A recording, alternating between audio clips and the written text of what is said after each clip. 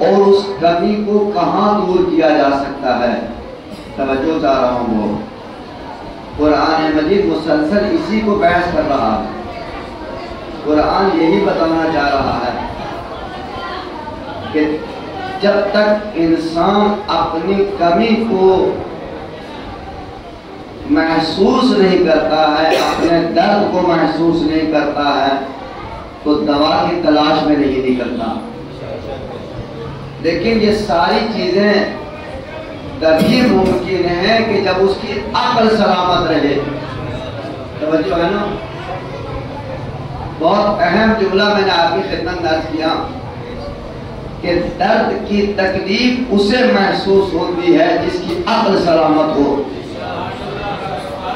اور جو اپنی عقل کی طاقت کو کھو دیتا ہے تو وہ پھر درد کو محسوس نہیں کرتا۔ شاید یہی وجہ ہے کہ اس وقت دنیا فلسطین کی درد کو، فلسطین کی مظلومیت کو نہیں سمجھ رہی ہے۔ جنہیں تم عقل مند کہتے ہو یہ تو سارے دیوانے ہیں۔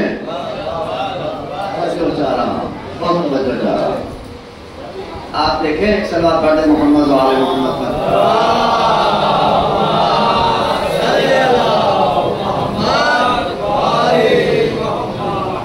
اس وقت بالکل ابتدائی مرحلے میں نے جو بات گزارش کی ہے کہ جب انسان عقل کے اعتبار سے سلامت ہوتا ہے تو وہ خود کی تکلیف کو بھی محسوس کرتا ہے، دوسرے کی تکلیف کو بھی محسوس کرتا ہے نا؟ اب دنیا کہتی ہے کہ صاحب اتنے مسلمان ممالک ہیں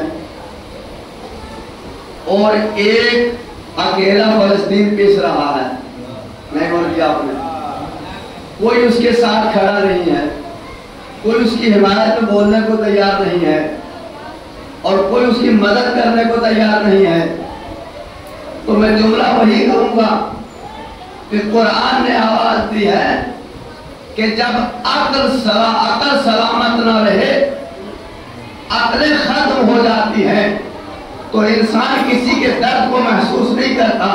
تو مجھے کہنے دیجئے یہ پورا عالم اسلام جسے تم عقل مند کہتے ہو، قرآن اسے دیوانہ کہہ رہا ہے۔ توجہ چاہ رہا ہوں، پورا عالم اسلام جسے تم دیوانہ، جسے تم مسلمان کہتے ہو، یہ دیوانہ ہے۔ تو قرآن نے آواز دی مسلمان سب کچھ ہو سکتا ہے مگر دیوانہ نہیں ہو سکتا ہے۔ اس بلند تر صلوات پڑھتے محمد و آل محمد۔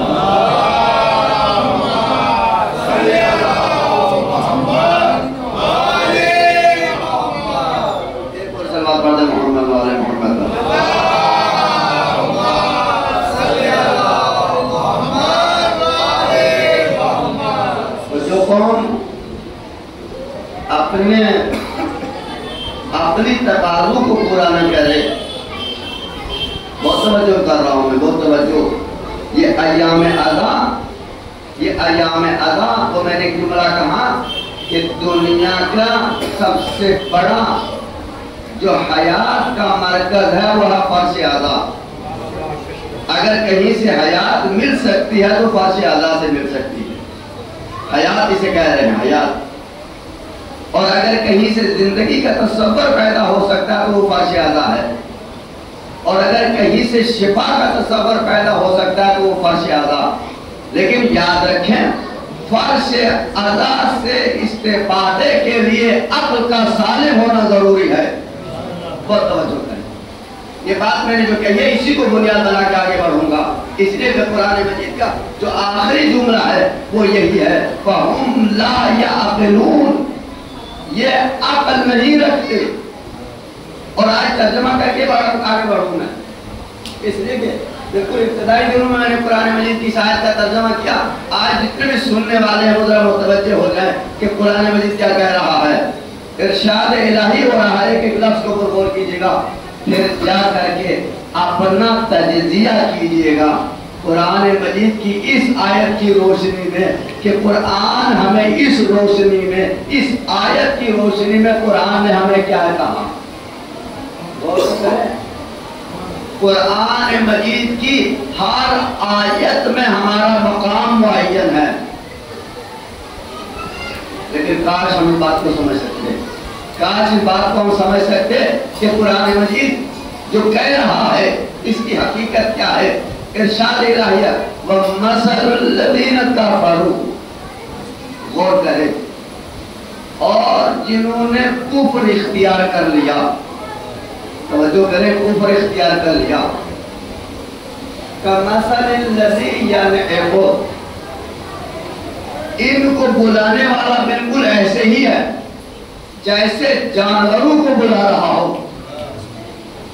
ان کو بلانے والا، مثلا جو لوگ کافر ہیں ان کو آپ بلائیں، ان کو بلانا ایسا ہی ہے جیسے جانوروں کو بلایا جا رہا ہو۔ اور قرآن کہہ رہا ہے بِمَا لَا يُسْمَعُ، یہ سننے والے نہیں ہیں، إِلَّا دُعَاءً وَنِسَاءً، چاہے تم انہیں ندا دو چاہے انہیں پکارو۔ پھر ارشاد ہوا سُمٌّ بُکْمٌ عُمْیٌ فَهُمْ لَا يَعْقِلُونَ، اے میرے حبیب یہ ایسے کافر ہیں کہ یہ اندھے بھی ہیں، یہ بہرے بھی ہیں، یہ گونگے بھی ہیں، اور پروردگار عالم نے ان کی عقل کو بھی سلب کر لیا ہے۔ یعنی کافر کی پہچان یہ ہے کہ وہ سنتا نہیں، کافر کی پہچان یہ ہے کہ وہ دیکھتا نہیں، کافر کی پہچان یہ ہے کہ وہ بولتا نہیں، کافر کی پہچان یہ ہے کہ وہ بات عقل کی نہیں کرتا ہے، نہ اس کے پاس عقل ہوتی ہے۔ سب پڑھ دے محمد علیہ وسلم۔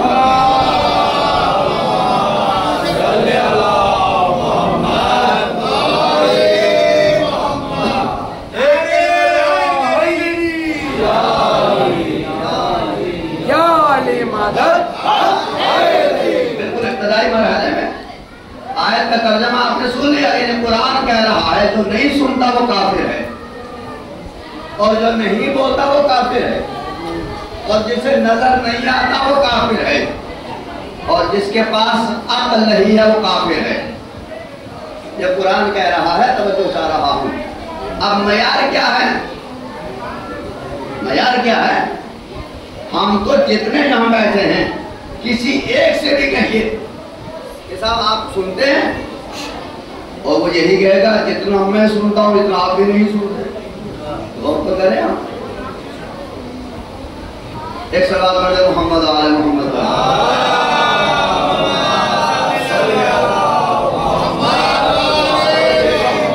ایک کام کریں، کل سے ایک کام کریں، ایک مائک باہر لگا دے، ایک مجلس باہر رکھا کریں۔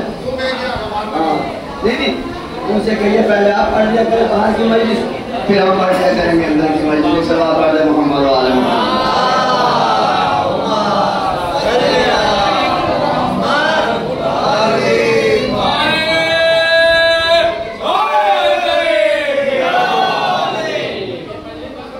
ایک اور سوال پڑھ دے محمد آل محمد۔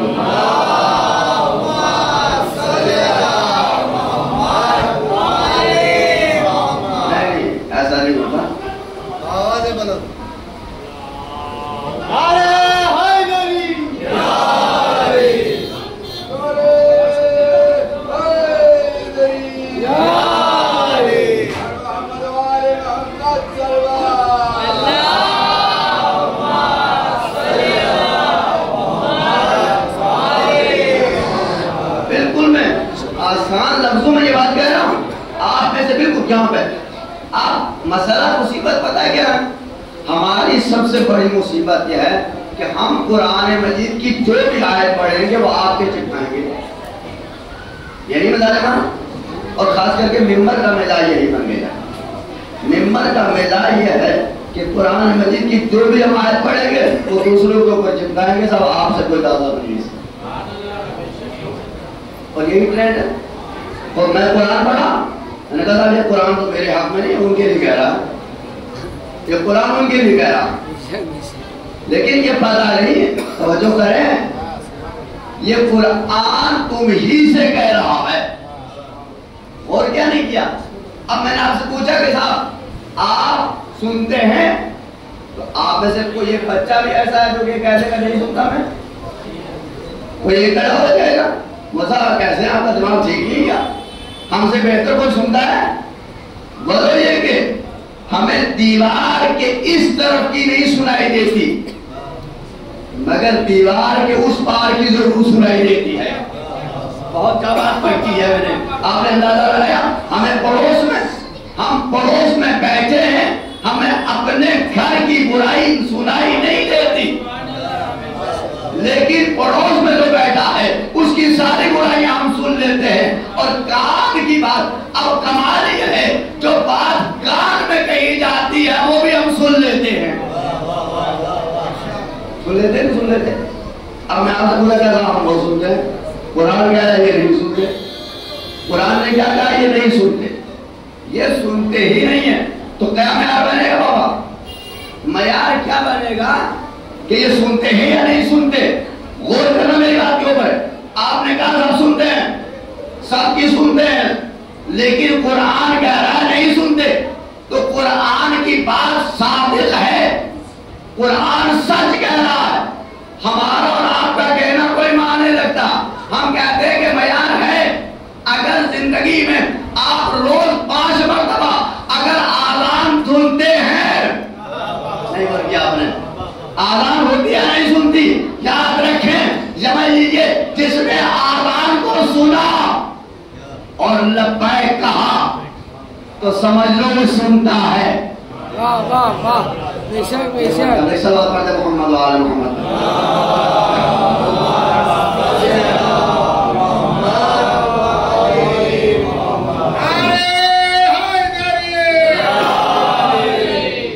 ایک اور صلوات پڑھتے محمد و آل محمد.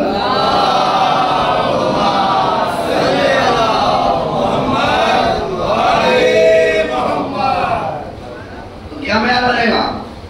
آذان اللہ نے رکھی اس لیے ہے, آذان دے کے پروردگار عالم یہ بتانا چاہتا ہے کہ دیکھو یہ سب بھی سنتے ہیں, انہیں جو بلاتا ہے چلے جاتے ہیں, جہاں نہیں بھی جانا چاہیے وہاں بھی چلے جاتے ہیں. نہیں بول دیا آپ نے, یہ سب کے بلانے پہ چلے جاتے ہیں. لیکن اگر تم دیکھنا چاہتے ہو کہ ان میں سے کتنے سنتے ہیں تو آذان کہہ کے دیکھو, جتنے آ جائیں, دیکھو کیا بنے, جتنے آ جائیں سمجھ لو سنتے ہیں, مگر سب نہیں سنتے. تو پتہ یہ چلا کہ روز آذان دے کے بتایا جا رہا ہے کہ مسلمان کتنے, کافر کتنے. سلام کرتے محمد محمد.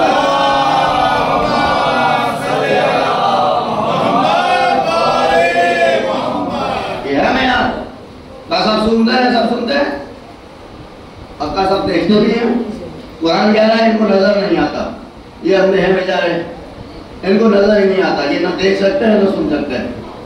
مگر صاحب ہمیں تو کمال ہے ہمارا, دیکھ لو ہمارا, ہمیں تو وہ نظر آتا ہے جو کسی کو نظر نہیں آتا.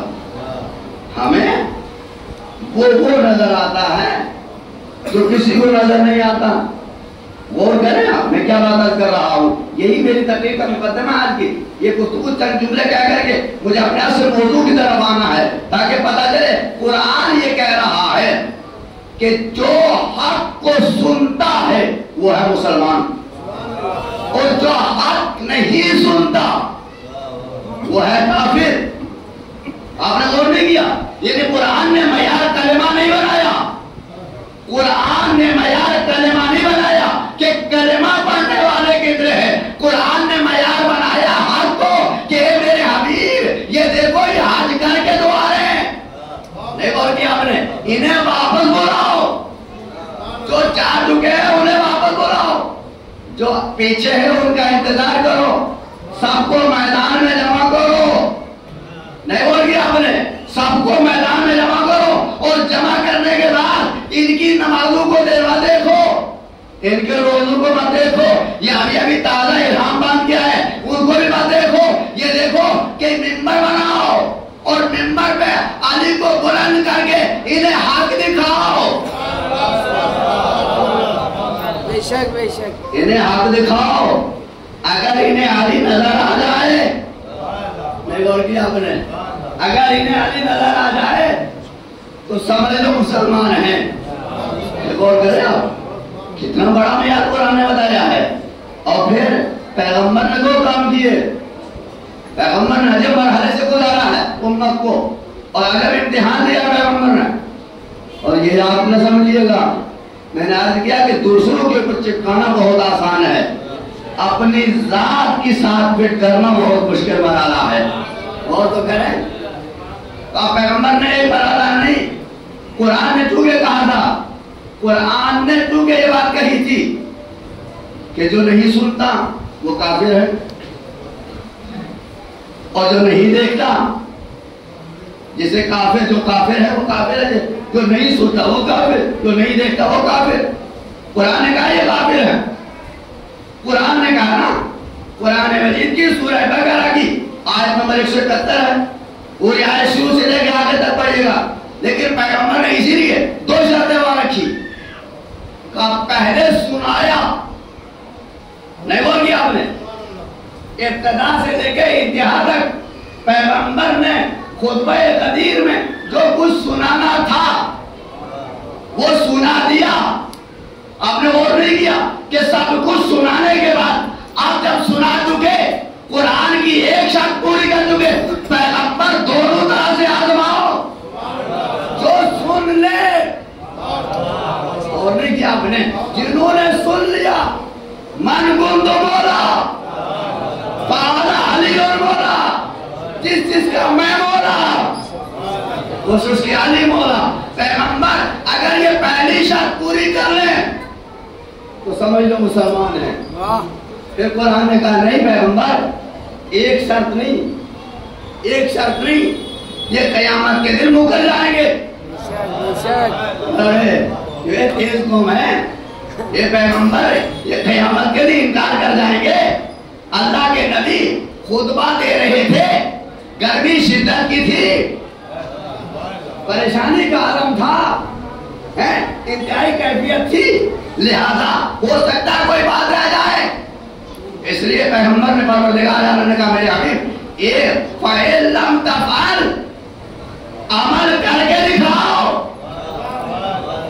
فَإِن لَمْ تَفْعَلْ کے معنی کیا ہے؟ یہ فعل کے معنی میں آتا ہے، یعنی کام کر کے بتاؤ. اب پیغمبر نے کہا نہیں، خطبہ تو دے دیا، سنا بھی دیا، اب پیغمبر نے دوسری جو شرط آپ منبر میں دکھایا، کہا دیکھ بھی لو. نہیں ہو گیا آپ نے کہیں کل تم کوئی دوسرا علی نہ پکڑ لاؤ.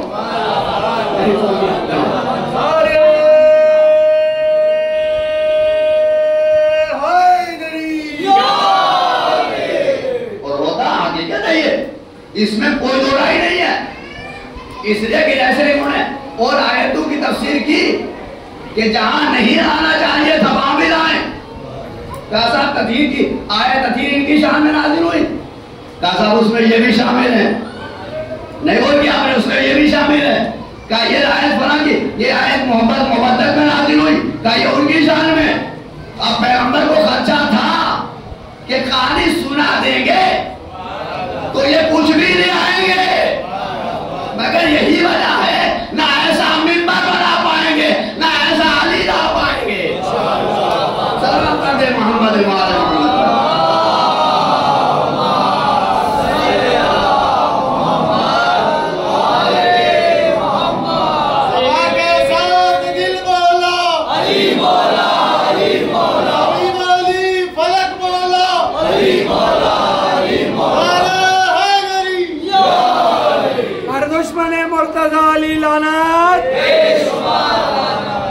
ایک اور صلوات پڑھ دیں محمد والا.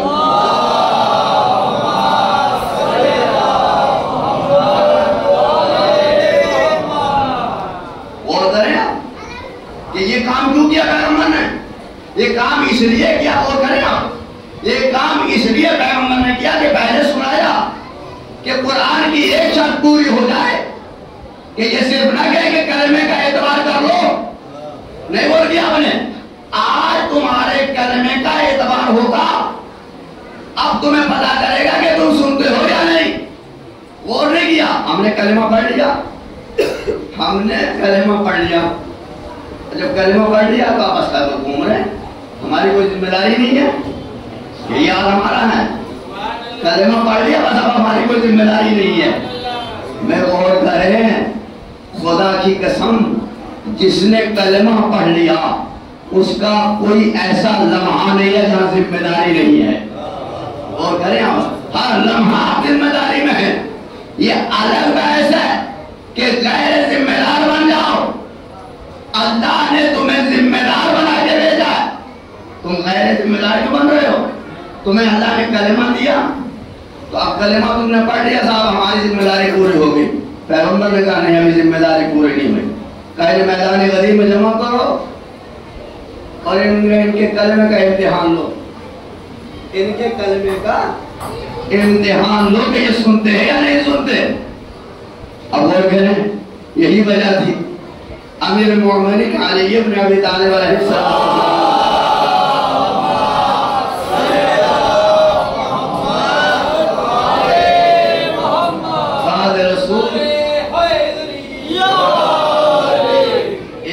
سے پوچھا، اصحاب رسول میں تھے اور ہماری عادت ہے ممبر سے کسی کا نام لینے. یہ میں کیوں عرض کر رہا ہوں کہ پیغمبر نے جب امیر المومنین نے پوچھا کہ تم غدیر میں تھے، میدان غدیر میں تھے، کہاں تھا؟ بہت توجہ کریں. اور بالکل یہ جملہ تاریخ میں ملتا ہے اور یہ صاحب بہت قریب تھے، ممبر سے بہت قریب تھے. اور کچھ لوگ اس لیے بھی قریب رہتے تھے کہ شاید کہیں ہمارا نمبر لگ جائے. بہت تو کرے اور ممبر سے قریب تھے. اور اس وقت امیر المومنین نے پوچھا کہ تم غدیر کے میدان میں تھے؟ کہاں میں تھا. کہا پیغمبر نے جو کچھ میرے بارے میں کہا کچھ سنا؟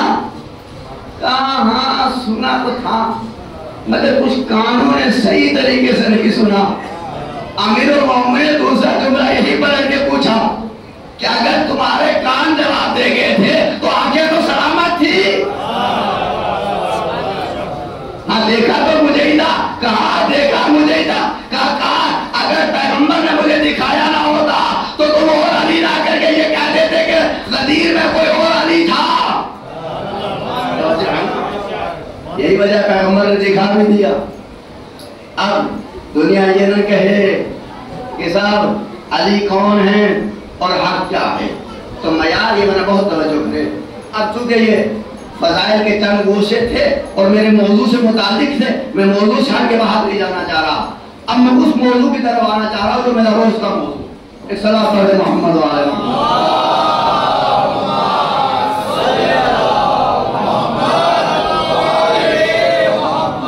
اور یہ ذہن میں رہے کہ اس غدیر کے اندر یہ میرا دعویٰ ہے، بلکہ مجھے اپنے اوپر یقین ہے کہ یہ کچھ ہم نے اب تک پڑھا ہے فضائل کی دنیا میں جسے ہم علی کے فضائل سمجھتے ہیں، خدا کی قسم ابھی ہم نے وہ غدیر سمجھی بھی نہیں اور پڑھی بھی نہیں.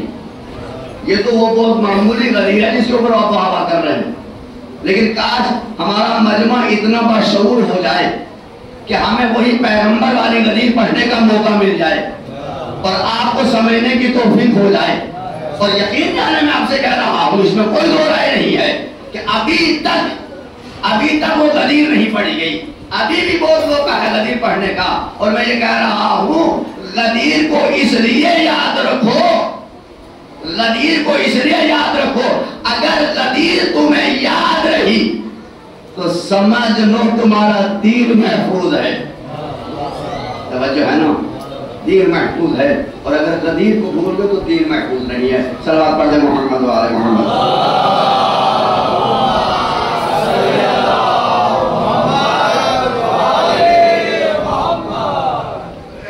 ایک اور بلند صلوات پڑھ دیں محمد و آل محمد.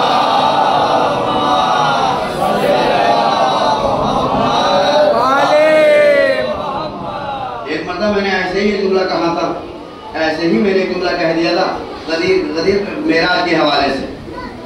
میں نے معراج پیغمبر کے حوالے سے ایک مرتبہ جب ہم مجلس پڑھ رہا تھا میں، تو میں نے یہ جملہ کہا کہ پیغمبر سے زیادہ، پیغمبر کی معراج سے زیادہ علی کی معراج بلند ہے. پیغمبر سے علی کی معراج اس سے بلند ہے. اور یہ جملہ بات تو ظاہر سی بات ہے، باتوں کو ہضم ہی نہیں ہوا. چونکہ ہمارے ہاں فضائل ایک محدود دنیا میں سنے جاتے ہیں. اور جب یہ جوزیف ملاقہ کا تھا دوسرے دن مجھے پاس آئے خاموشا کہ آپ نے کیا کہہ دیا قیامت کر دی. میں نے کہا ہم قیامت ہی کر پاؤں گے. قیامت ہی ہے یہ. اس لیے کہ علی کو آپ نے سمجھا ہی نہیں تو میں کیا کروں. علی کو آپ نے پہچانا ہی نہیں میں کیا کرا. کہا میں نے ایک جملہ کہا کہ یاد رکھیں کہ پیغمبر کی معراج کو جسے قرآن میں معراج کہا, جسے 1400 سال سے پیغمبر کی معراج کے چرچے ہو رہے ہیں, پیغمبر کی معراج کی نعتیں ہو رہی ہیں, پیغمبر کی معراج کے قصیدے ہو رہے ہیں, کبھی آپ نے علی کی معراج کا بھی ذکر کیا؟ کہتے ہیں صاحب علی کی معراج تو بتاؤ. علی کہاں تک گئے؟ چوتھے آسمان تک گئے, 5ویں تک گئے, 6ٹھے تک گئے. میں نے کہا وہ اور ہیں جو 7ویں 8ویں میں جا کے معراج پاتے ہیں. نہیں بول گیا آپ نے. میں نے کہا ذات مصطفیٰ کیا ہے؟ میں نے کہا مجھے یہ بتائیے زمین تا آسمان, عرش سے لے کے فرش تک جو کچھ میرے رب نے بنایا ہے مصطفیٰ افضل ہے یا یہ؟ نہیں بول گیا.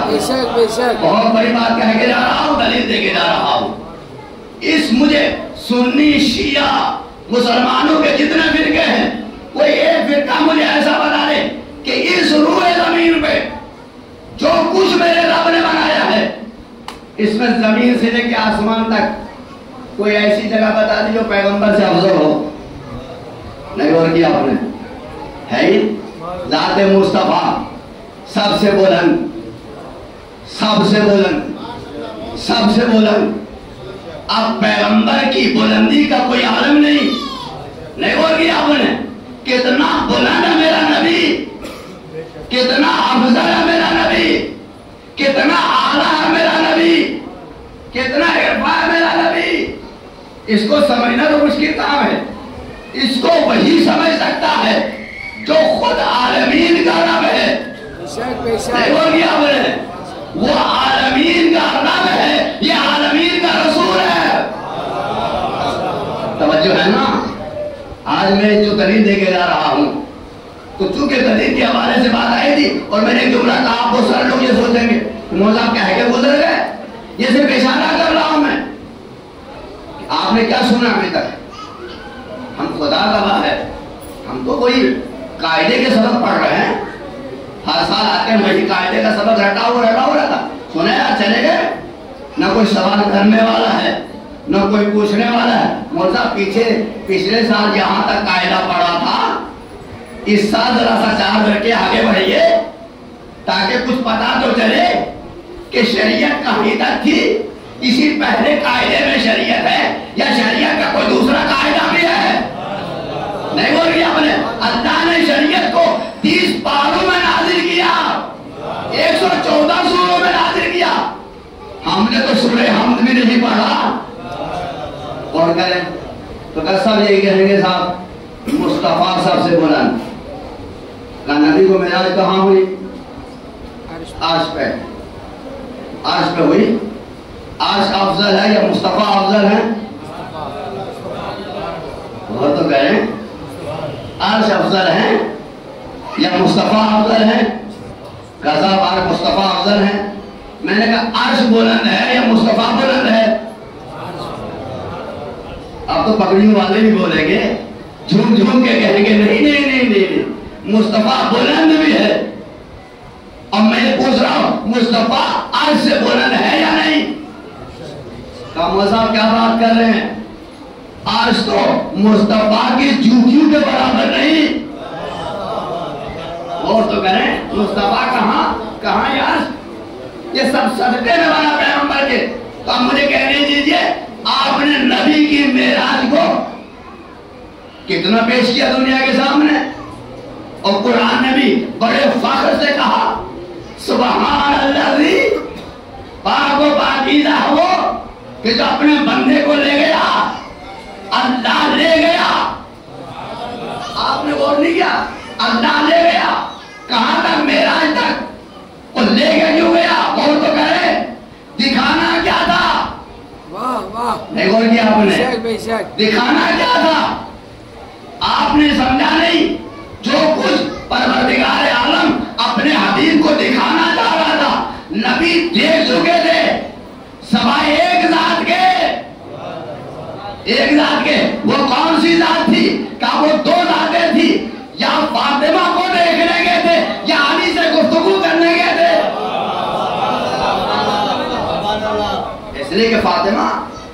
معراج سے ملی تھی.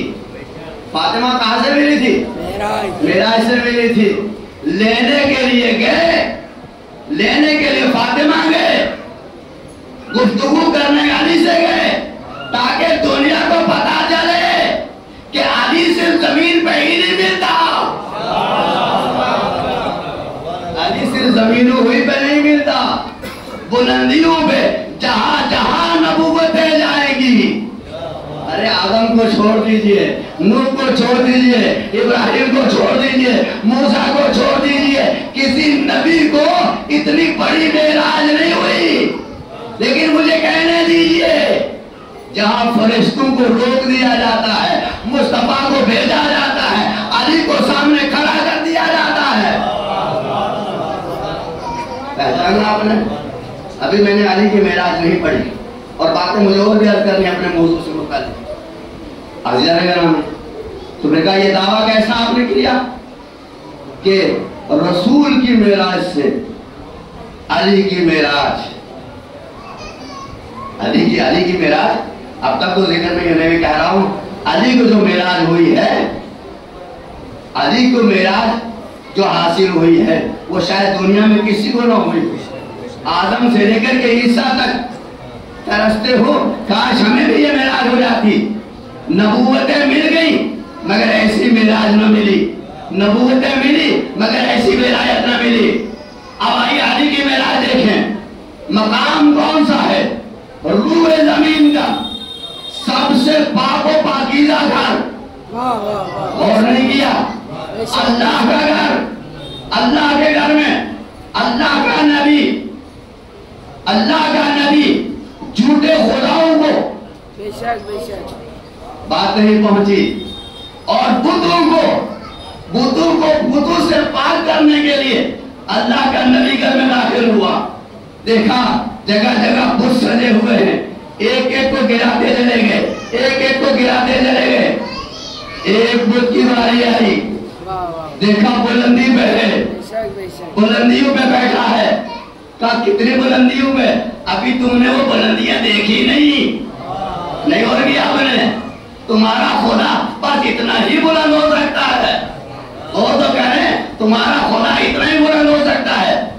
اب پیغمبر نے مرتبہ کہا علی اس کو کیسے توڑا جائے، اس کو منہ کے بل کیسے گرایا جائے. یہ بتانا یہ چاہ رہے ہیں جب ہم جھوٹے خداؤں کو نہیں چھوڑتے تو جھوٹے بندوں کو کہاں معاف کرتے ہیں. پہچاننا چاہیے یہ جھوٹے خدا ہیں، یہ بت ہیں. اللہ کے نبی نے خانہ کعبہ کے اندر سے یہ اعلان کر دیا کہ یہ مت سوچنا کہ ہم صرف جھوٹے خداؤں کے دشمن ہیں، ہم جھوٹے بندوں کے بھی دشمن ہیں. اگر یہ دیکھنا ہو کہ ہم بتوں پہ بھی دشمن ہیں، جھوٹوں پہ بھی دشمن ہیں تو مباہلے میں آ کے دیکھ لینا. جب قرآن نے خود کہا کہ ہم مل کے جھوٹوں پہ لعنت کریں. صلوات پڑھ دے محمد وآل محمد پر.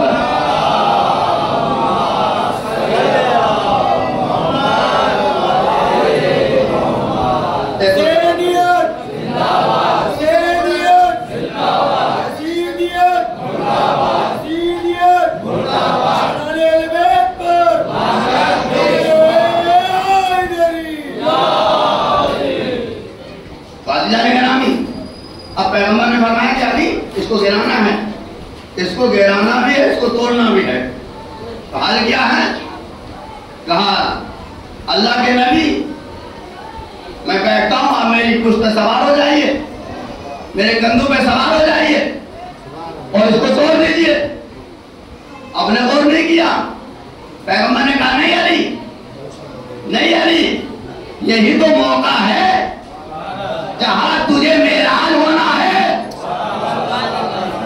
جہاں تجھے معراج ہونا ہے. اور یاد رکھو میری معراج ام ہانی کے گھر سے شروع ہوئی، نہیں ہو گیا. آپ نے میری معراج کا سلسلہ ابو طالب کی بیٹی ام ہانی کے گھر سے ہوئی. لیکن یہ عجب مسئلہ ہے کہ تیری ولادت بھی کعبے میں اور تیری معراج بھی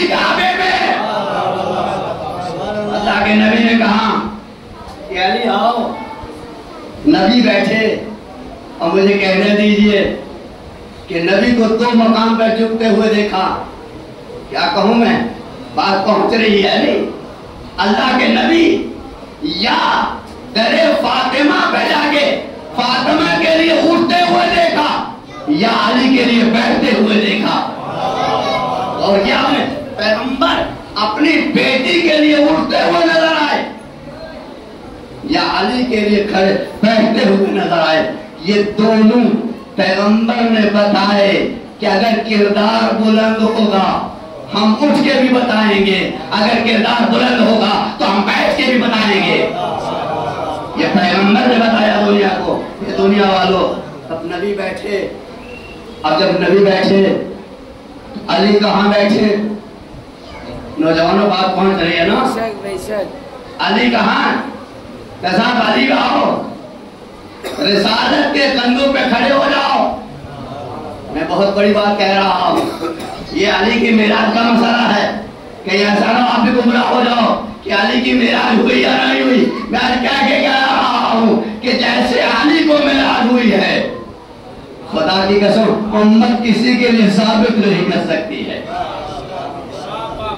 امت اب رسول نے علی کو بٹھایا, علی کھڑے ہوئے. مہر نبوت کہاں؟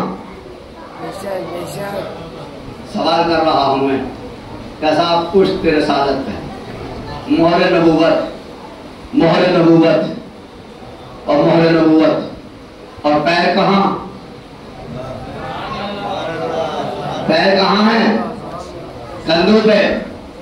اور پھر اب جب علی اٹھے, پیغمبر اٹھے, علی بلند ہوتے چلے گئے. نہیں اور کیا آپ نے؟ جتنا جتنا میرا نبی اٹھتا چلا گیا میرا علی بلند ہوتا چلا گیا. ایک مقام کے اوپر پیغمبر نے پوچھ ہی لیا, پیغمبر نے پوچھ ہی لیا علی کیسا محسوس کر رہے ہو؟ علی کیسا محسوس کر رہے ہو؟ کہ اللہ کے نبی یہ ساری کائنات نیچے نظر آتی ہے, خود کو بلندیوں پہ دیکھ رہا ہوں. اگر چاہو, اب یہ علی نے جو کہا کہ اگر چاہو تو عرش کے پائے کو پکڑ لوں. میں نے کہا عرش کا پائے تو بہت نیچے رہ گیا. یہ تو علی نے صرف احترام عرش کے لیے بتا دیا, اس لیے کہ علی دنیا کو یہ بتانا چاہ رہے تھے. اب مجھے بتانے دیجئے کہ علی کہاں ہے؟ علی کا دوش رسالت پہ, اور دوش رسالت کے نیچے, دوش رسالت پہ علی کھڑے ہیں, اور علی کے پیروں کے نیچے مہر نبوت بھی ہے. خیال رہے دنیا کو پتا چل جائے کہ علی کس بلندی پہ ہے تو مجھے کہنے دیجئے عرش پہ معراج رسول کو ہوئی, دوش رسالت پہ معراج علی کو ہوئی.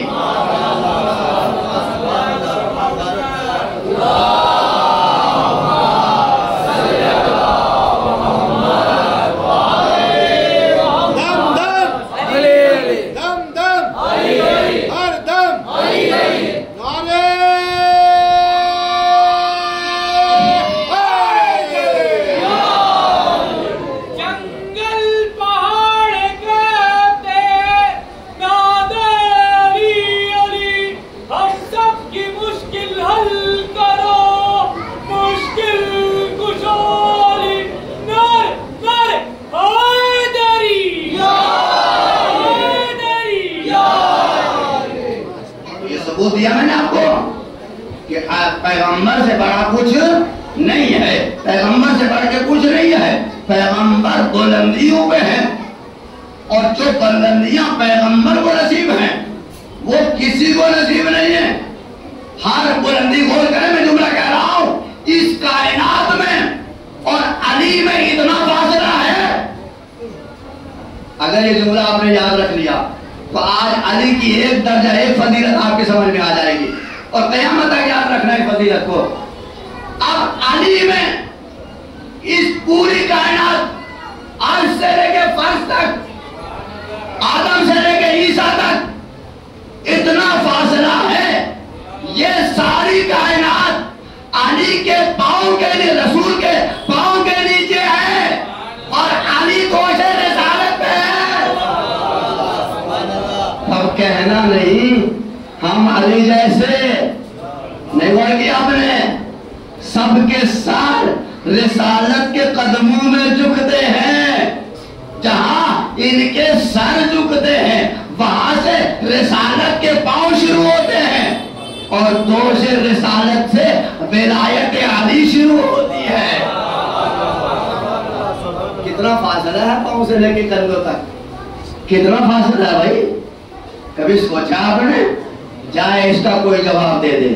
میں یہ کہہ رہا ہوں صرف یہ، میں فضائل نہیں پڑھ رہا ہوں، میں گمراہ نہیں کر رہا ہوں، میں نصیری نہیں ہوں۔ ایک اور کیا آپ نے؟ میں یہ کہہ رہا ہوں میں نصیری نہیں ہوں کہ میں کوئی ایسی فضیلت پڑھ کے چلا جاؤں جس سے میرے نوجوان گمراہ ہو اور قیامت کے دن میں دامن نہ چھوڑا پاؤں۔ میں وہ حقیقت کہہ رہا ہوں، وہ حقیقت کہہ رہا ہوں جسے سب نے کہا ہے، جسے سب نے کہا ہے۔ اور اتنا فاصلہ غور تو کریں کہ امت میں، رسولوں میں، نبیوں میں، عرش میں اتنا فاصلہ ہے، نبی عرش پہ بھی جائیں، عرش پاؤں کے نیچے۔ غور تو کریں، اب عرش خود جانے، عرش خود بتائے کہ اس کا مرتبہ اس لیے محترم ہے کہ نبی کے پاؤں نے چھوا، اس کا مرتبہ اس لیے بلند ہے کہ آج نبی کے پاؤں نے چھوا۔ لیکن مجھے کہنے دیجئے عرش تو کتنا بھی بلند ہے، مگر علی کی معراج کو دیکھ کہ جتنا پیر سے لے کر کے کندھے تک رسالت کا فاصلہ ہے، وہی تیرے اور علی کے درمیان میں فاصلہ ہے۔ پہچانا آپ نے؟ کس نے کہا ابھی علی کی فضیلت مکمل ہوئے گی؟ ابھی صرف معراج علی کے اوپر میں کہہ رہا ہوں، اگر 10 دن مجھے موقع ملے میں 10 دن صرف معراج علی ثابت کر کے چلا جاؤں۔ سب اندر صلوات پڑھ دے محمد وآلہ محمد۔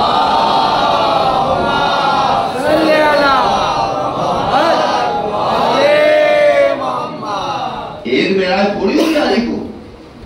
اب میں یہ کہہ کے جا رہا ہوں کہ لوگ پوچھیں گے ایک معراج، جس طرح سے رسول کو کئی معراجیں ہوئی، ان میں سے ایک لکھی گئی قرآن نے، لیکن کئی معراجیں ایسے ہی علی کو کتنی معراجیں ہوئی ہیں اندازہ نہیں لگایا چلا۔ اور میں یہ کہہ رہا ہوں کہ علی کی زندگی کا ہر قدم معراج تھا۔ ایک بلند تر صلوات پڑھتے محمد وآلہ محمد۔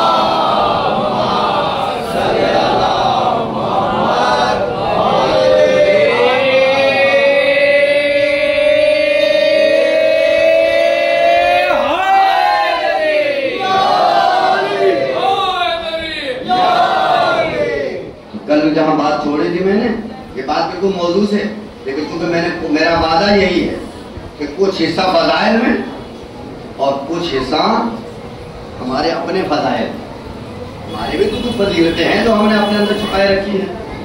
اگر وہ فضیلتیں ہم نہیں سنائیں گے ایک دوسرے کو کہ ہم نے کتنے، کل میں نے بات کہاں چھوڑی تھی کہ اللہ سبحانہ و تعالیٰ نے ہمیں محبت کرنے کے لیے پیدا کیا ہے، مگر محبت کے لیے پیدا کیا، نفرتوں کے لیے نہیں۔ اور تو کرے میں کیا کر رہا ہوں، محبت کے لیے اللہ نے پیدا کیا ہے، نفرت کے لیے نہیں۔ اس کے لیے جتنی دلیلیں کل میرے پاس تھی اور میں نے بہت ساری دلیلیں پیش کی، آج کچھ حصہ میں آپ کی خدمت میں گزارش کر رہا ہوں اور کل میں اسی حصے کو مکمل کروں گا۔ یہ بھی آج کہہ کے جا رہا ہوں، آئیے نہ لگے کہ مولانا صاحب نے بات اردو میں چھوڑ دی، تاکہ آپ کے ذہن میں رہے کہ کل یہ مجھے موضوع مکمل کرنا ہے، پھر نہ اسی موضوع کو آگے بڑھانا ہے مجھے، لیکن میں چاہتا ہوں ایک تقریر میں ایک بات مکمل ہو جائے۔ ایک بلند تر صلوات پڑھیں محمد وآلہ محمد۔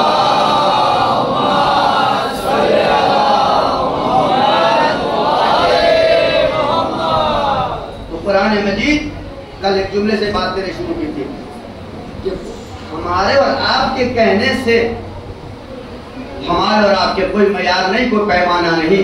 ہم جسے چاہیں مسلمان کہہ دیں، جسے چاہیں مومن کہہ دیں، جسے چاہیں منافق کہہ دیں، اور جسے چاہیں کافر کہہ دیں، کوئی معیار ہے؟ آپ نے دیکھا ہوگا کہ یہ، لیکن قرآن کا معیار کیا ہے؟ آپ میں سے ہر ایک آدمی آج غور سے سن کے جائیں۔ آپ کو کوئی مولوی اگر سند دے دے کہ تم پکے مسلمان ہو، مومن ہو، تو پہلے مولوی سے خود پوچھ لینا کہ تمہارے پاس بھی کوئی سند ہے یا نہیں ہے. اس لیے کہ مصیبت تو یہی ہے کہ جنہیں بھی خود اسلام کا پتہ نہیں وہ اسلام کی سندیں بانٹتے پھر رہے ہیں. ابھی جو خود مسلمان نہیں بنے وہ دوسروں کو کافر بتاتے پھر رہے ہیں. یہی تو وجہ ہے. ابھی آپ نے خود دیکھا ہوگا اس وقت پوری دنیا کا زور کیا. میں ایک جملہ کہہ کر کے بات کو آگے بڑھاؤں, آپ محسوس کریں گے, خوشی ہوگی آپ کو. آپ دیکھیں پاکستان میں چلے جائیں, انڈیا میں آ جائیں اور کہیں بھی کسی مولوی سے پوچھے صاحب یہ عزاداری کا حرام ہے, یہ ماتم کا یہ حرام ہے, کا یہ تبرک کھانا کا حرام ہے, غور کرے میں کیا کہہ رہا ہوں, غور کرے میں کیا بات کہہ رہا ہوں, بہت توجہ کریں. عزاداری کا حرام, کا تبرک کا حرام, کا ماتم کا حرام, اب سب کو حرام. غور کرے ان کو حرام کے علاوہ حلال نظر نہیں آتا. بات آپ نے نہیں سمجھی. اب ساری دنیا کو صرف یہی کافر نظر آتے ہیں. آپ نے نہیں سمجھا. میں کہہ رہا ہوں اگر تمہیں کوئی کافر کہے تو یہ سمجھ لو کہ یہ کافر کو کافر کہہ رہا ہے. نہیں بول کیا آپ نے, یہ خود کافر ہے لہذا کسی کو کافر کہہ رہے. میں بات کو رحم کی طرف اشارہ کر رہا ہوں. اب آپ نے کہا صاحب پوری دنیا فتح بٹ رہے, مگر ان سے پوچھو کہ یہ اسرائیل والے تمہارے نانا لگتے ہیں. ایک فتویٰ دکھا دو جو اسرائیل کے خلاف ہو, ایک فتویٰ دکھا دو جو امریکہ کے خلاف ہو, ایک فتویٰ دکھا دو جو فلسطین کی حمایت میں ہو, تو آپ بات سمجھیے گا. اس لیے کہ جہاں مسئلہ فلسطین کا ہو وہاں ان کے فتوے نہیں آتے, نہ یہ بولتے ہیں. ورنہ آج ساری دنیا کے علماء اگر فتوے دیتے, آج فتوے دیتے, کوئی ایک فتویٰ دکھا دے مجھے کہ جہاد واجب ہے اسرائیل کے خلاف. یہ تنہا صرف شیعہ دو مراجع نے کہا ہے. اور تو کریں جن کو آپ کافر بتا رہے تھے وہی آج اسرائیل کو آئینہ دکھا رہے ہیں, فلسطین کی حمایت میں کھڑے تاکہ دنیا کو پتہ چل جائے کافر اور ہوتے ہیں, مسلمان اور ہوتے ہیں. ہے نا. تو ایک فتویٰ داخل کرو. کل آپ نے شیعوں کے خلاف فتویٰ دے دیا, آپ کے ہاتھ جوڑتے ہیں. ایک فتویٰ آپ اپنے ادارے سے اسرائیل کے خلاف کروا دو, ابھی پتہ چل جائے گا کتنے پکے مسلمان ہیں. غور تو کریں. اس کا مطلب کیا ہے؟ ان کے خلاف اس لیے دے رہے ہیں کہ ان سے رشتہ جڑتا نہیں. بہت بڑی بات کہی ہے میں نے. ان کے خلاف اس لیے دے رہے ہیں, ان کے خلاف فتویٰ اس لیے دے رہے ہیں کہ ان سے رشتہ جڑتا نہیں. اس کے خلاف اس لیے نہیں دے رہے کہ ان سے رشتہ کٹتا نہیں, ان سے رشتہ کٹتا نہیں. لہذا یہ کبھی اسرائیل کے خلاف فتویٰ نہیں دیں گے, کبھی فلسطین اور اسرائیل کی دشمنی میں نہیں بولیں گے. اس لیے آپ کو پتہ چلے گا کہ رشتے نہیں ٹوٹتے, خالی ادھر آ گئے ہیں. پہچانا آپ نے. لہذا اس بات کو ذہن میں رکھیں. تو میں نے عرض کیا کہ قرآن نے معیار یہ بنایا کہ مسلمان وہ ہے کہ جسے قرآن مسلمان کہے, آپ اور ہم نہیں. قرآن اسے مسلمان کہتا ہے کہ جو اس روئے زمین کے اوپر امن پیدا کرے, فساد نہ پیدا کرے. بات سمجھے گا. بس مسلمان. میں نے کہا میں ایک حدیث کا سہارا لے لوں سند پہ, تو ایک بلندر سوال پڑھ دے محمد والے محمد.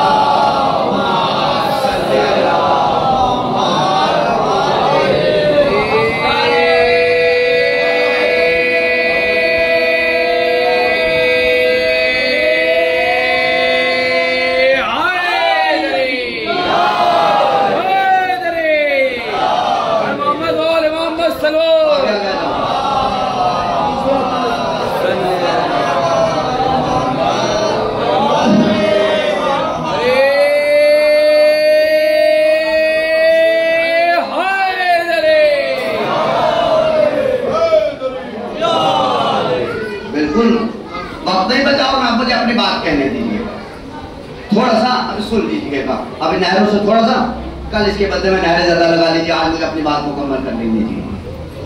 میں نے کیا کہ قرآن یہ کہہ رہا ہے، قرآن یہ کہہ رہا ہے کہ مسلمان وہ ہے جو روئے زمین پہ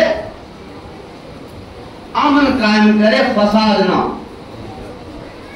برپا نہ کرے. جو فسادی ہے وہ مسلمان نہیں ہے. لیکن میں پھر یہ بات کہوں گا، یہ دوسروں پہ نہ چپکائیے،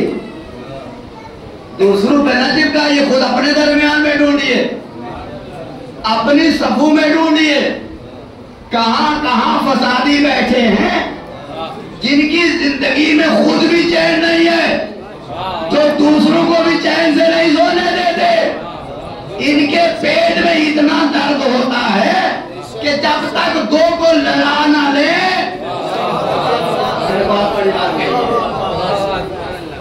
یہ کتنے بڑے فسادی ہیں بھائی. اب ہے پکے مسلمان، مصیبت سب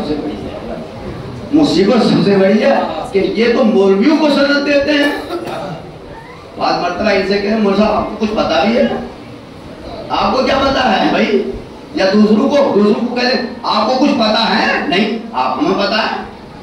مگر فسادی اتنے بڑے ہیں، قرآن نے خود کہا کہ یہ زمین پہ فساد پھیلاتے امن کے نام پہ.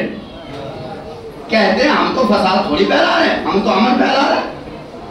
اب غور کریں، مسلمان کے لیے میں نے جملہ کہا کہ پیغمبر نے بعض حدیث میں اپنے جملوں میں ایسی سند دے دی ہے جس کے بعد کہیں گمراہ ہونے کی شکل نہیں رہ جاتی.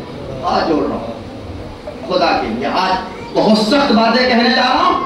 شاید کہ سخت باتیں جو ہیں، یہ فضائل کی جو دنیا تھی وہ آپ کو کہیں دھندلی نظر آنے لگے. ایک صلوات پڑھ دے محمد و آل محمد.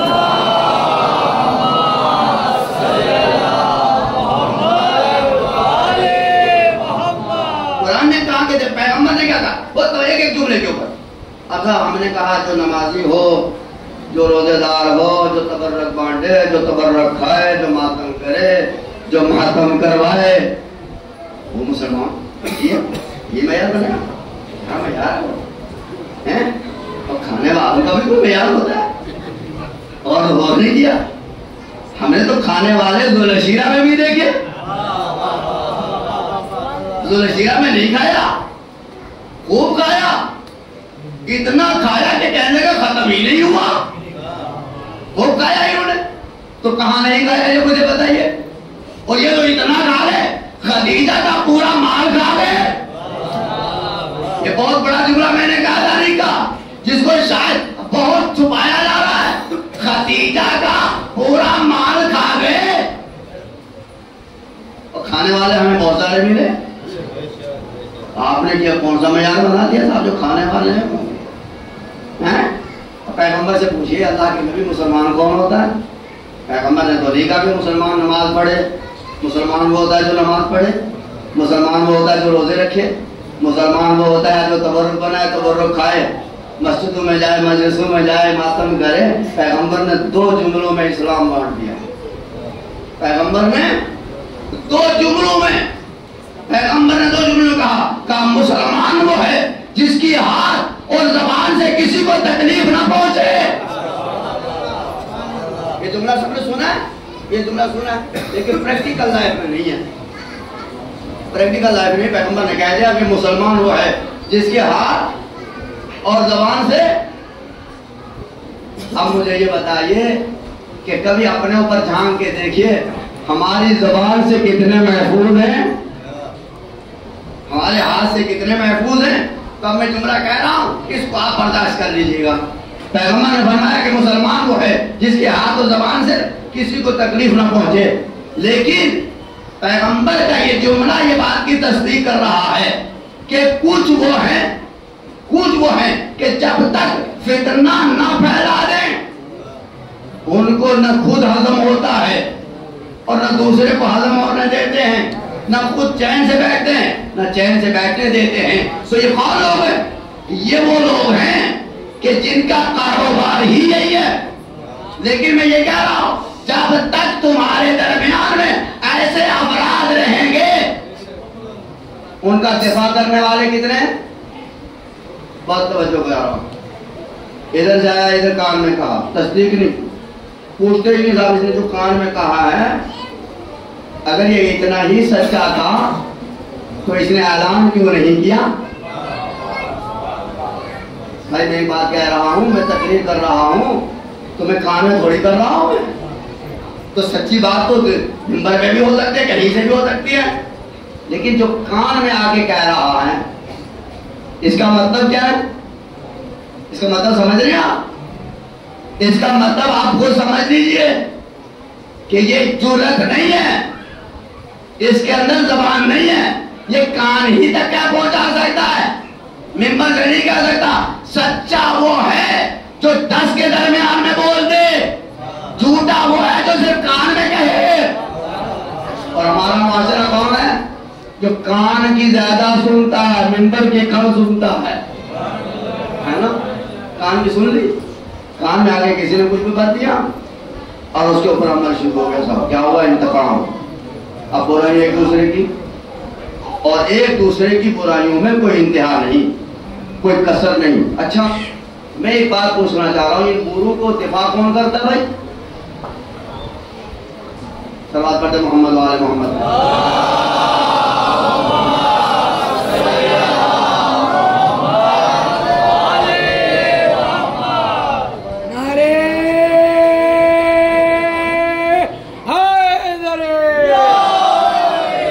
دشمن مرتضی علی لعنت. ایک بار صلوات پڑھتے محمد وآل محمد.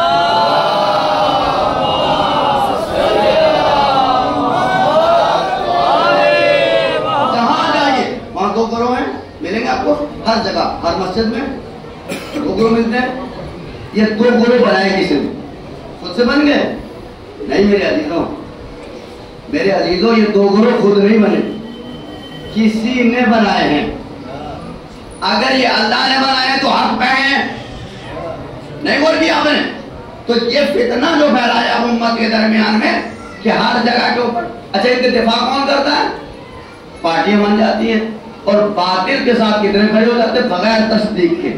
بہت بڑی بات کہہ رہا ہوں, آپ یاد رکھیں, ایک بڑی بات کہہ کے جا رہا ہوں, ایک بہت خدا کے لیے, ایک جملے میں آپ کا اسلام ثابت کر کے جا رہا ہوں. کل سے مجھے مت پوچھئے گا کہ کون مسلمان ہے اور کون کافر ہے, صرف ایک جملے کے لیے. آپ نے کہا صاحب بےایمان کے ساتھ کھڑے ہو گئے پھر بھی مسلمان,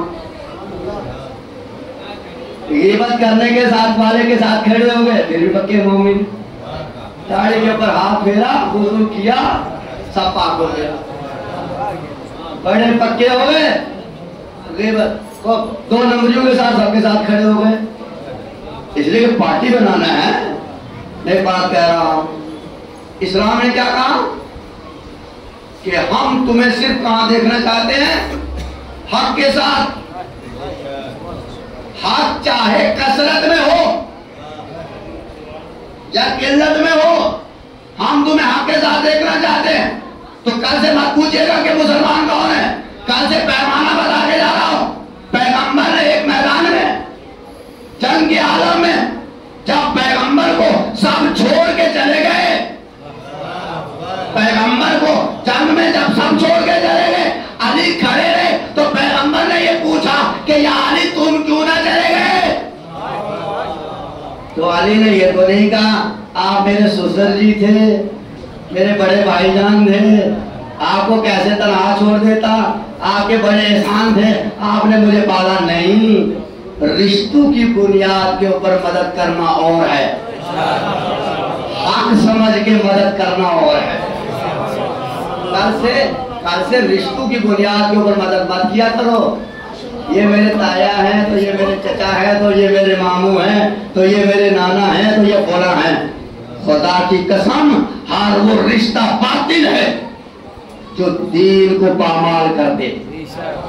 ہر وہ رشتے تب مضبوط ہوتے ہیں جب درمیان میں دین رہے.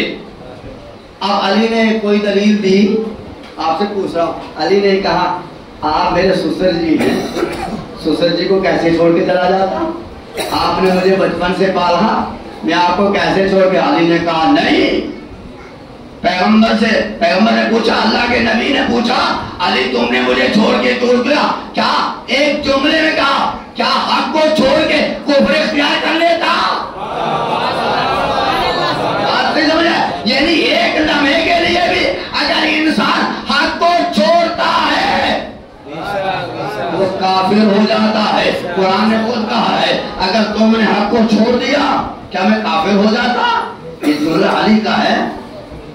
اللہ کے نبی نماز تھوڑی پڑھ رہے تھے، رسول اللہ کے نبی رسول خطبہ تھوڑی دے رہے تھے کہ آپ چلے جاتے تو کیا ہو جاتا، وہی تھوڑی سنا، کھڑے ہی تو تھے۔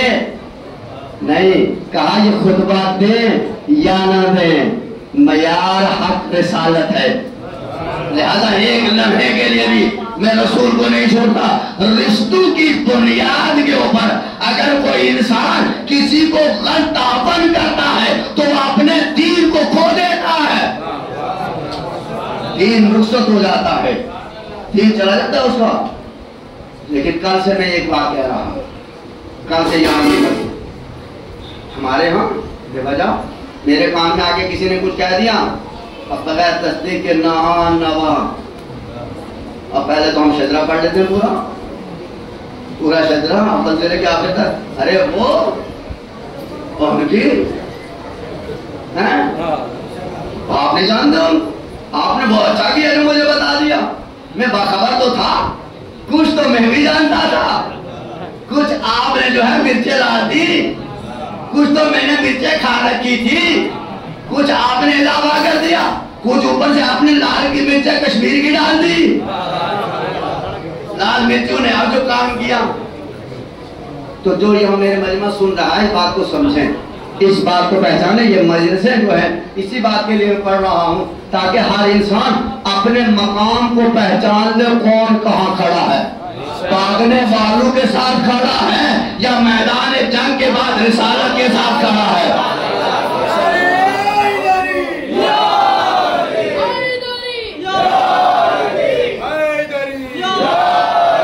آپ کا معیار یہ ہونا چاہیے کہ حق کدھر ہے۔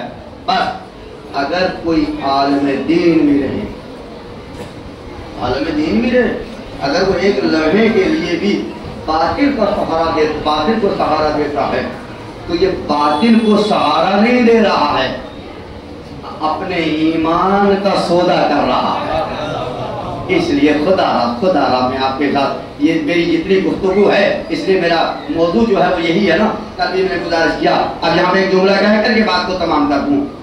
میں نے عرض کیا کہ کوئی معیار نہیں ہے، قرآن نے کہا وَلَا تَجَسَّسُوا، تم جستجو مت کرو، دوسروں کے گناہوں کی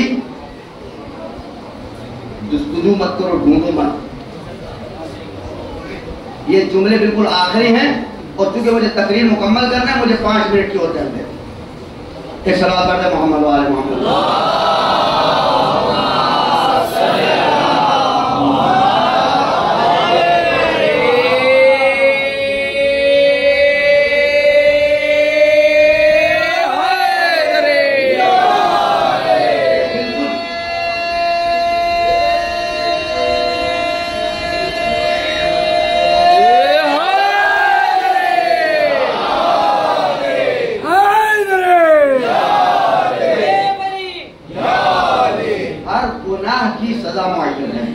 میں اس لیے بیان کر رہا ہوں تاکہ آپ کو پتہ چل جائے۔ مثلا ایک عام سی مثال ہے، آپ کسی مرد کے اوپر الزام لگا دیں، بدکاری کا الزام لگا دیں کسی اوپر، یہ جملہ میں اس لیے کہہ رہا ہوں تاکہ ایک گناہ کی مثال کے ذریعے سے آپ کو سمجھا سکوں، اپنی بات پہنچا سکوں کہ ہم کر کیا رہے ہیں۔ مثلا ہمارے تو بہت آسان ہے، کسی کے اوپر بھی، 2 آدمی کے اوپر، کسی عورت کسی مرد کے اوپر الزام لگا دو، اور بجائے کھڑے ہوئے بات کر رہے ہیں، اور ان کی جو ہے وہ نیٹ ورک کہاں سے کہاں پہنچ جاتا ہے۔ میں نے نیٹ ورک کا لفظ استعمال کیا ہے، اور کچھ تو وائی فائی لیے گھومتے پھرتے ہیں،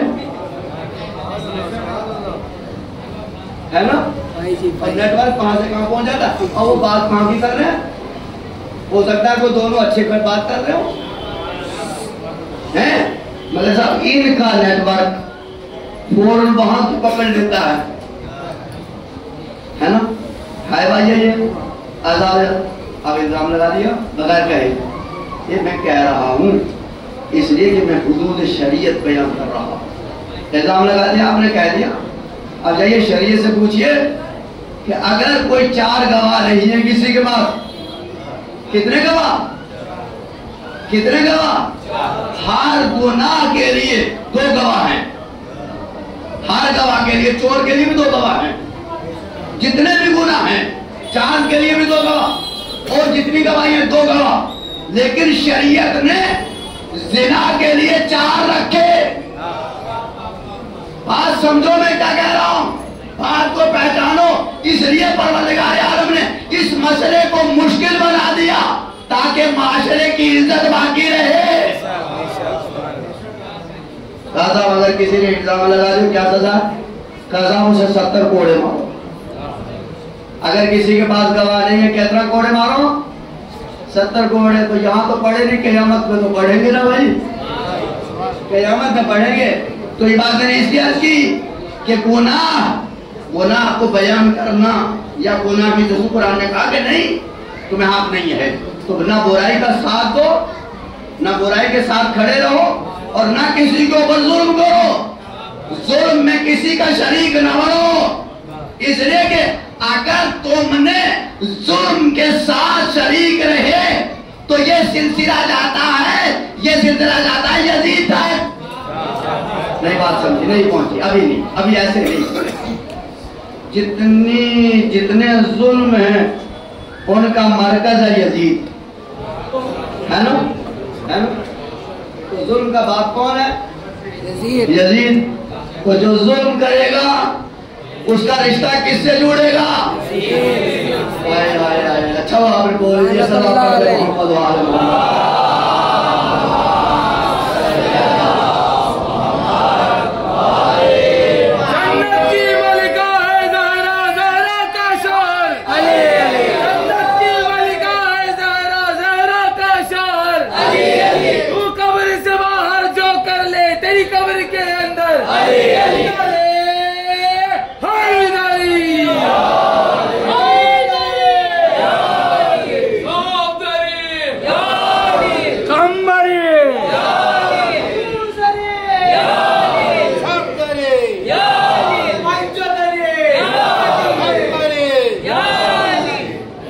اس لیے کہ ہر دنیا میں ہر نیکیہ تو اس کا بھی ایک مرکز ہے، برائیہ تو اس کا بھی ایک مرکز ہے. صاحب بہت سارے لوگ یہ کہتے ہیں صاحب ہمارا یزید سے کیا لینا دینا؟ بابا تمہاری حرکتیں بتا رہی ہیں، تمہارے کردار بتا رہا ہے کہ تم نے یہ برائی کر کے اپنا رشتہ جس سے جوڑا ہے. نہیں بول گیا ہم نے، یہ بہت آسانی سے ہم کہہ کے نکل جاتے ہیں، ہم سوچتے ہیں کہ کچھ ہے ہی نہیں. چونکہ ہم نے دوسروں کو ٹوپی پہنانا سیکھ لیا اس لیے سوچتے ہیں اللہ میاں جو بھی ٹوپی پہنا دیں گے. کہاں نہیں ٹوپی پہناتے، میں ہاتھ رکھتا ہوں، مجھے بڑا دکھ ہوتا ہے، تکلیف ہوتی ہے. اور سوچتے ہیں اللہ میاں کو بھی جو ہے وہ، کیونکہ ہمارے کہاوت ہے نا کہ ٹوپی پہنانے میں ماہر نہیں ہے، ٹوپی پہنانے میں ماہر ہے. اچھا کمال یہ ہے کہ دوسرے کے سر کے اعتبار سے ٹوپی رکھتے ہیں. ٹوپی ایک ہی ہوتی ہے، گھما کے سب کے سر پہ فٹ کر دیتے ہیں. پہچانا آپ نے یہی حربہ یزید کے پاس بھی تھا. آپ نے ووٹ نہیں کیا، یہی ایک حربہ یزید کے پاس بھی تھا. وہ اپنے شر کو سب کے اوپر تھوپ چکا تھا اور سب مان بھی چکے تھے. حسین نے کہا کیا کر رہے ہو؟ تو جو برائی کرتا ہے وہ اپنا رشتہ کس سے جوڑتا ہے؟ کیوں؟ اس لیے کہ اس کا منبع جو ہے وہ یزید ہے، اس کا مرکز یزید ہے، بنیاد اس کی یزید ہے. اب کیا کمال ہے بھائی، کیا کمال ہے، بیٹھے کہیں ہو تعلق نہیں ٹوٹ رہا ہے. نہیں بول گیا آپ نے، رشتہ نہیں ٹوٹ رہا ہے، رشتہ ٹوٹنے بھی نہیں ٹوٹتا. کمال یہ ہے جب ادھر سے رشتہ ٹوٹے گا نہیں تو حسین سے جڑے گا کہاں سے؟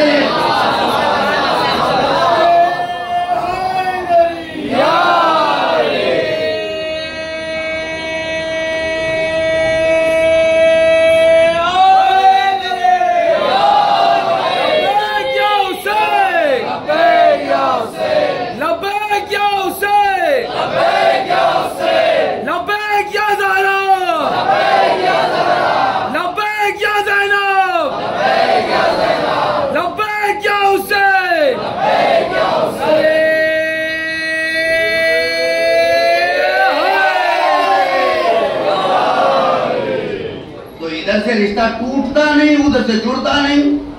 اب مصیبت تو یہی ہے، میں پھر کہہ رہا ہوں، دلیل دے رہا ہوں. اگر 1400 سال سے عزاداری اتنی کثرت سے ہو رہی ہے، اگر کچھ لوگوں نے ادھر سے رشتہ توڑا ہوتا ادھر سے رشتہ جڑ چکا ہوتا تو آج ایک حور نہ پڑھتے جا پڑا جاتا، لاکھوں میں حور پیدا ہو جاتے، لاکھوں میں حور ہوتے. آج ہم ایک حور کا ذکر نہ کر رہے ہوتے، اس لیے کہ جب تک ادھر سے رشتہ ٹوٹے گا نہیں ادھر سے جڑے گا نہیں. غور نہیں کیا میں کیا کہہ رہا ہوں؟ پھر میں ایک بات کہہ رہا ہوں، غور کریں آپ کہ رشتہ ادھر سے توڑو گے تو ادھر سے جوڑے گا. یہی وجہ ہے کہ آج جو عزاداری ہو تو رہی ہے مگر ہمیں فائدہ نہیں پہنچا رہی ہے، تو یہ عزاداری کی کمزوری نہیں، یہ فرض ادا کی کمزوری نہیں، یہ تبرک کی کمی نہیں. نہیں ہوگی آپ نے، یہ تبرک کی کمی نہیں، یہ فرض ادا کی کمی نہیں، یہ اس کا ماحول کی کمی نہیں. کمی یہ ہے کہ ہم ہوتے تو فرض ادا پہ مگر رشتہ کہیں اور جڑا ہوا ہوتا ہے. ہمارا ذہن کسی اور سے جڑا ہوا ہوتا ہے. نتیجہ یہی ہوتا ہے کہ ہم آتے تو ہیں مگر خالی ہاتھ لوٹ کے چلے جاتے ہیں، جس سے ہمارے کچھ نہیں آتا. ایک بلند تر صلوات پڑھ دے محمد.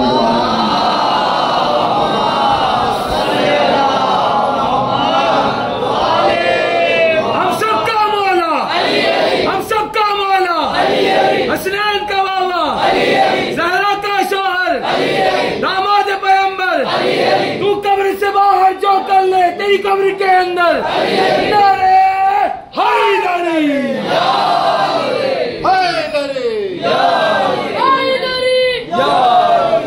پہلے کسی کا ساتھ کھڑے ہونے سے پہلے، میں ایک بڑے چیلنج کہہ رہا ہوں آپ کو، بھائی کے ساتھ کھڑے ہونے سے پہلے اسلام معیار نہیں ہے بھائی جی، اسلام معیار ہے. پیمانہ کون ہے؟ اسلام ہے، دین ہے، شریعت ہے، قانون الہیہ ہے. رشتوں کی حفاظت الگ سے کرو، دین کے ذریعے سے نہیں. دین کو پامال کر کے رشتے نہیں بچتے، بات سمجھیے گا. اس لیے کسی کی مدد کرو تو پہلے تحقیق کرو، کسی کی بات سنو تو پہلے تحقیق کرو. ایسا نہ ہو کہ تیرے کان میں تیرا دین کفر چھوڑ چلا جائے، دین لے کے چلا جائے. تیرے کان میں آئے کفر کہہ کے چلا جائے اور تیرا دین لے کے چلا جائے. یہ میں نے ایک جملے میں بہت ساری باتوں کو سمیٹ کر کہا. کبھی کبھی ایسا ہوتا ہے ہم بہت چھوٹی سی بات ہوتی ہے سن لیتے ہیں، اس لیے کل سے آپ جب یہ بات طے کر لیں گے بھائی ہم کان میں نہیں سنتے، جو کہنا ہے مجمع عام میں کہو. میں بول گیا اپنے اچھی بات ہے تو مجمع عام میں کہو. اور یہ کتنا بات سننا میری بات، اس لیے عرض کر رہا ہوں، پھر کیا کہہ رہا ہوں کہ کسی کو ستانا،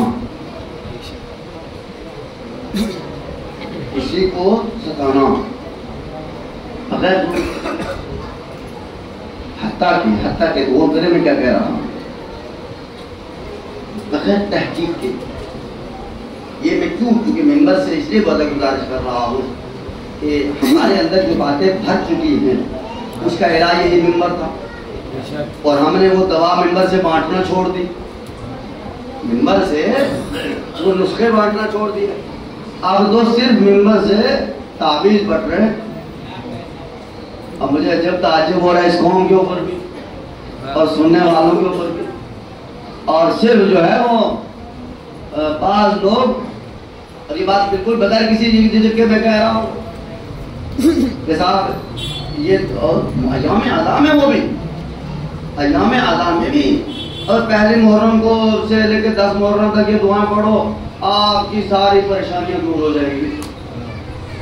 اللہ خدا آپ کو مجلسوں میں بھی اپنی مصیبتیں یاد آ جاتی ہیں. خدا کی قسم ایام اعظام میں اپنی مصیبتوں کو بھول جاؤ تاکہ حسین تمہیں مصیبتوں سے خود نکال دے.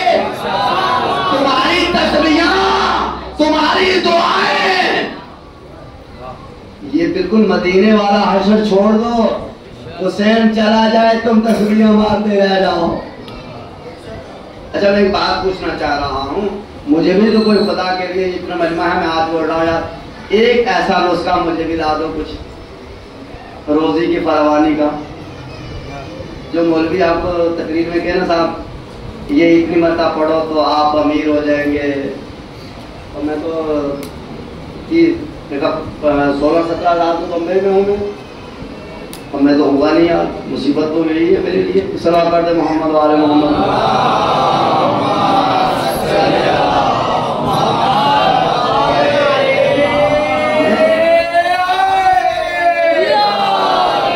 میں ممبر کی قسم کھا رہا ہوں، میں طرز نہیں کرتا، لیکن چونکہ حقیقت میں کہہ رہا ہوں، اور اگر غلط لگے تو مجھے ٹوک دیجیے گا، بالکل ٹوک دیا۔ میں کل بھی یہ میں نے بات کہی تھی کہ میں اس کا قائل نہیں ہوں کہ میں تقریر کر کے چلا جاؤں، نہیں ہوتا مصیبت یہ ہمارے لیے کہ صاحب آپ یہ دعائیں پڑھو، ہدایت کرو آپ لوگوں کو۔ جس دن یہ قوم دیندار ہوگی مصیبتیں خود بخود ختم ہو جائیں گی۔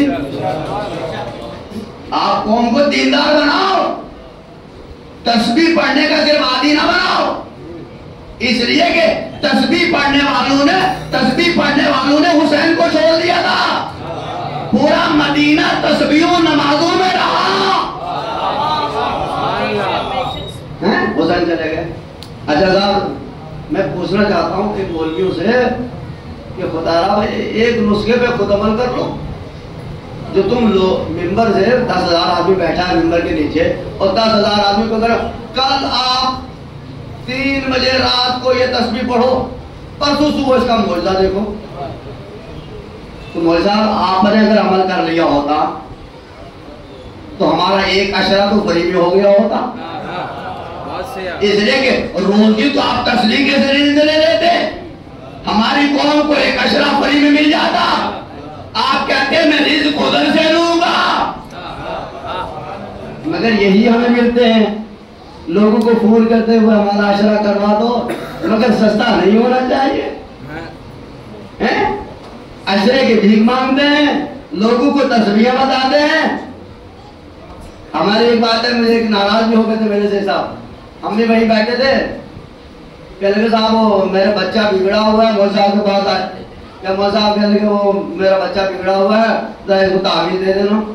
میں نے کہا مولوی صاحب سے خود پوچھو ان کا بچہ خود بگڑا ہوا ہے، اگر کوئی ایسا تعویذ ہوتا تو یہ پہلے اپنے بچے کو نہ دیتے، امیر بننے کا نسخہ ہوتا تو یہ اپنے خاندان والوں کو پہلے نہ دے دیتے، یہ امیر ہونے کا نسخہ اگر ہوتا تو ساری کائنات مر جاتی، مولوی نہ بڑھتا۔ یہ میرا دعویٰ ہے، اس لیے کہ مولوی اتنا آسانی سے اتنا قیمتی نسخہ نہیں دے دیتا۔ یہ صلاۃ پڑھتے محمد وعلی محمد۔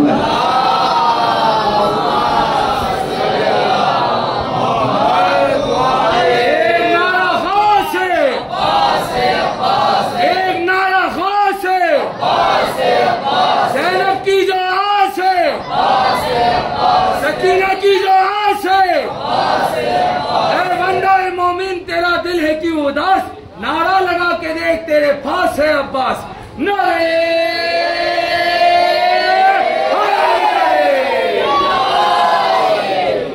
کل انشاءاللہ اس موضوع کو میں مکمل کروں گا جہاں بات میں نے چھوڑی ہے، اور یہ بھی آج ایک نقطہ راست میں آیا ہے اور اس کے اوپر بھی گفتگو کروں گا کہ ایام اضحیٰ کو کیسے ہونا چاہیے۔ یہ جو فلسفہ نیا نیا کھڑا جا رہا ہے اس کا کیا مقصد ہے، لیکن عزاداروں چونکہ ایام اضحیٰ ہیں ہمیں بالکل احتیاط کے ساتھ یہ ذکر حسین کو عبادت سمجھ کے انجام دو۔ توجہ میں لوگ، عبادت حسین کا حق ہے ہماری گردنوں کے اوپر، اس کو حق سمجھ کے ادا کرو۔ اور یہ دیکھو کہ کربلا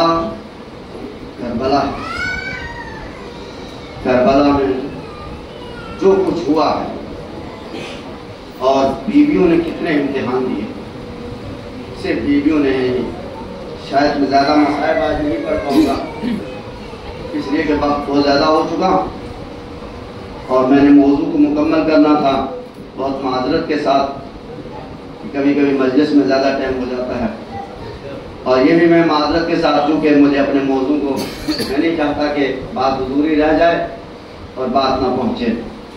حضرات امام مظلوم کربلا آج کی تاریخ قیامت کی تاریخ ہے، اور ہر آنے والی تاریخ قیامت کی تاریخ ہے۔ اللہ، ہم اس بوڑھی کو غصہ دینے جا رہے ہیں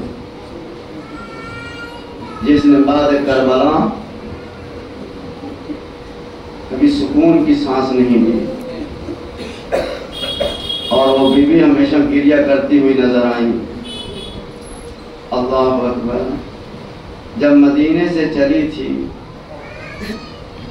اور گھر سے نکلی تھی تو عبداللہ بیوی کے پاس حاضر ہوئے، کہا بیوی تم جا رہی ہو تو یہ 2 امانتیں لیتی جاؤ، ایک کو میری طرف سے قربان کر دینا، ایک کو اپنی طرف سے قربان کر دینا۔ اللہ اکبر۔ بی بی زینب یہ 2 بچوں کو لے کر کے کربلا میں آ گئی۔ اللہ اللہ، کربلا کا میدان سج چکا، قربانیاں ہونے لگی۔ ایک میدان میں جا رہا ہے، اپنی جان کا نذرانہ پیش کر رہا ہے۔ ایک مرتبہ جناب زینب اپنے بچوں کو دیکھتی ہیں، بچے سر جھکا لیتے ہیں، اور ایک مرتبہ ماں سے آنکھیں نہیں ملاتے۔ پھر ماں نے ایک مرتبہ آواز دی، اے میرے بچوں کیا تم میرے قریب نہیں آؤ گے؟ کہا اماں کیوں نہیں؟ کہا اس لیے اماں نہیں آنا چاہتے کہ ہم نے کئی مرتبہ ماموں سے گزارش کر لی، مولا سے گزارش کر لی، ان کی خدمت میں حاضر ہو چکے۔ جب بھی ہم جاتے ہیں ایک مرتبہ ہمارے ماموں یہ کہہ کر کے واپس کر دیتے ہیں، اے بچوں ابھی تم بہت چھوٹے ہو، ارے تم میری بہن کا سہارا ہو، ارے تم دنیا سے چلے گئے تو میری بہن کو ماں کہہ کر کے روڈ پکارے گا۔ ازادارو بس یہ جملے جیسے ہی گئے، ایک مرتبہ زینب نے چادر اوڑھی، دونوں سے وہ ہاتھوں میں لیا اور ان کو بھی لیا، محمد کو بھی لیا، لے کر کے اپنے ماں جائے کی خدمت میں حاضر ہوئی۔ ایک مرتبہ حسین کھڑے ہو گئے، اے زینب کیسے آنا ہوا؟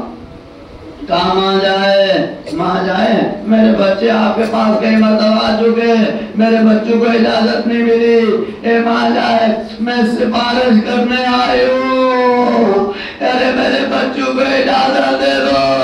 حسین نے سر جھکا لیا، حسین نے سر جھکا لیا۔ 2 ننھے بچوں کو بیویوں نے تیار کیا، حسین نے اپنے ہاتھوں سے آمادہ کیا، ایک مرتبہ مقتل میں بھیجا۔ جس طرح سے جنگ کرنی تھی دونوں نے حق ادا کر دیا۔ بس 2 جملے سن لیجئے، میں جملہ کہنا چاہتا ہوں، یہ بیوی زینب کے لیے کتنی بڑی مصیبت تھی۔ ان 2 بچوں نے کربلا میں قربانی پیش کی، مگر بیوی نے گریہ نہ کیا، بیوی نے رونا پڑا، بیوی نے مرضیانہ پڑا۔ ارے آزادارو، جب کوفہ سے جب شام سے یہ قافلہ چھوٹنے لگا، جب قافلہ چھوٹا تو ایک مرتبہ سرائے شہداء آنے لگے، ایک سرایا، بیویاں آگے بڑھ کے ماتم کرتی رہی۔ اللہ اکبر، مگر 2 ننھے سارے کسی بیوی نے نہ لیا، آگے نہ بڑھی، ماتم نہ کیا۔ ایک مرتبہ شام کی عورتوں نے کہا کہ شاید بچوں کی ماں زندہ نہیں، اس لیے ان کا کوئی ماتم کرنے والا نہیں۔ جیسے یہ جملہ سنا، زینب طرف کے کھڑی ہو گئی، اے شام کی بیویوں، ارے ان کی ماں زندہ ہے، مگر یہ بتاؤ کہ اپنے ماں جائے حسین کا ماتم کرے، ارے عباس کا ماتم کرے، یا ان 2 بچوں کا ماتم کرے۔ بس یہ جملہ کہنا تھا، ارے بیویوں نے سر پیٹ لیا اور محمد کے سر کو لایا گیا۔ واہ حسین، واہ محمد، اللہ تعالیٰ علی القوم الظالمین، رضا بقضائه وتسليما لأمره ماتم حسین